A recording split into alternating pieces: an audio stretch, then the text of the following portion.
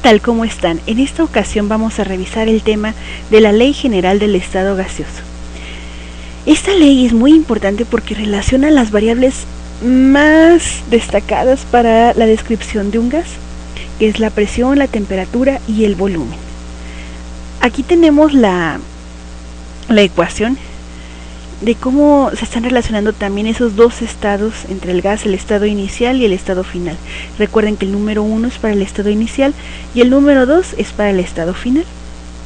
Aquí en la tabla dejamos la descripción de las literales que componen la ley general.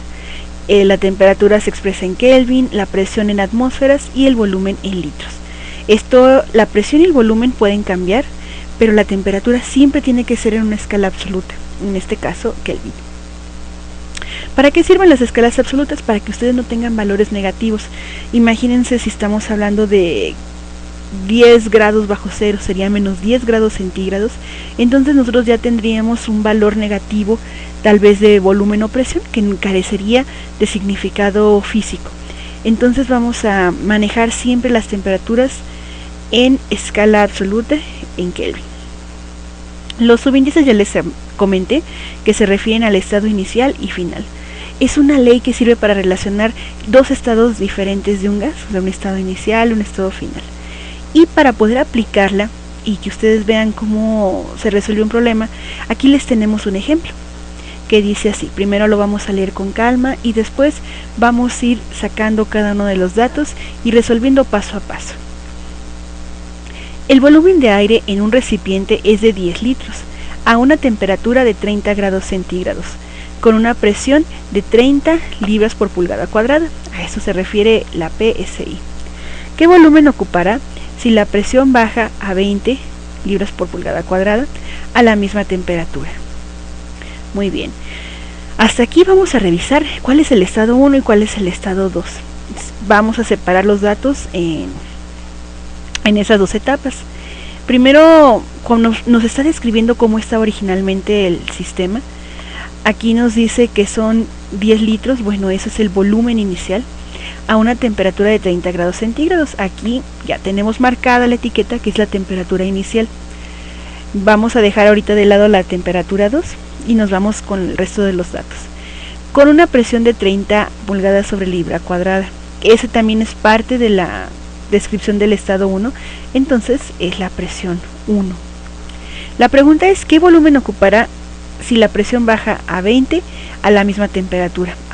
Entonces, bueno, vamos, el volumen ocupará volumen final, la presión baja, es decir, cambia, es el segundo estado o el estado final y por lo tanto va a llevar el subíndice 2.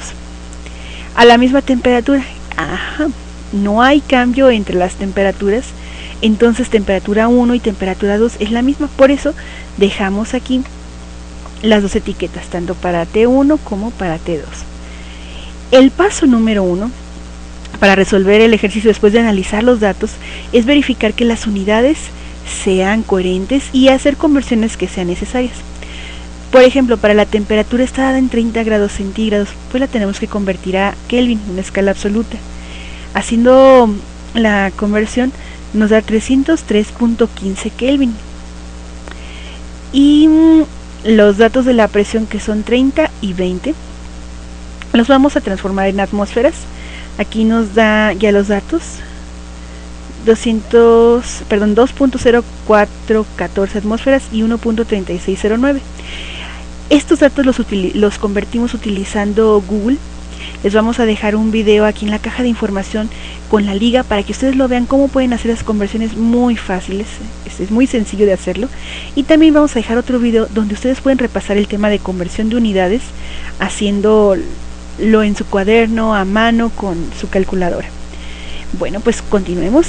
Ya que tenemos las unidades bien coherentes para poder eliminarse cuando hagamos los cálculos, pues no nos queda más que despejar de la ecuación para el valor que estamos buscando. Aquí estamos buscando el volumen final. Les voy a pedir que tengan mucha atención con la temperatura 2. Aquí, si se fijan, está en la parte superior. Vámonos a la parte de arriba. Chequen ustedes que está en la parte inferior. Está dividiendo. ¿Cómo pasa al otro lado? Queremos dejar al volumen 2 solito. La temperatura 2 va a pasar multiplicando. Y bueno, por eso la ven en la parte de abajo, ya aquí arriba, en la parte del numerador. La presión 2 o presión final está multiplicando al volumen final. ¿Qué es lo que tiene que hacer? Pasar dividiendo. Por eso, síganme, aquí está. Por eso está en la parte inferior. Entonces recuerden, para hacer los despejes es muy sencillo, solo basta con observar qué operación está haciendo la variable que ustedes quieren mover y pasarla con la operación contraria, la multiplicación, su operación contraria a la división. Se está dividiendo, hay que pasarlo multiplicando, sumando, restando, etcétera.